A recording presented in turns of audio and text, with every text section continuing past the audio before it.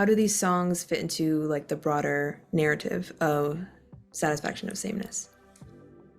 Yeah, so Gravity, I thought I wanted to put out first. It's one of the like first like singles or whatever, first like tracks on the album. Hmm. Um, and I thought that it would kind of be like a good transition piece too, between like, kind of indie rock into like a more electronic kind of like serious tone.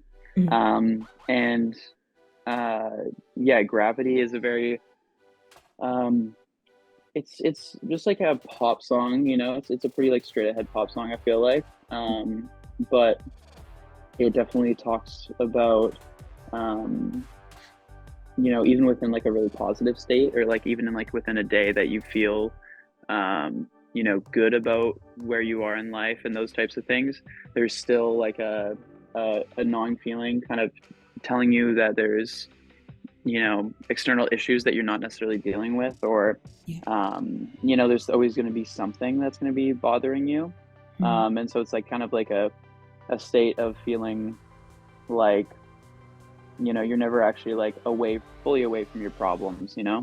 um, and then that kind of opens it up to the second single, Red Tape, which is kind of about like wanting to make meaningful change but not knowing what path to take to be able to make those changes, and like at an individual level too, like how difficult it can be to like feel like you're actually doing anything positive for society, you Yeah. know and then Another Desperate World Turned to Nothingness is just super bleak, and that's kind of one of the songs on the record near the end that that plays into like the concept of the album, where like I wanted to kind of like create a world where you're kind of like living within like a like internal dialogue, or like kind of conflicting views within like a day, like all of the ways that your mind can kind of like bounce between different topics and stuff like that.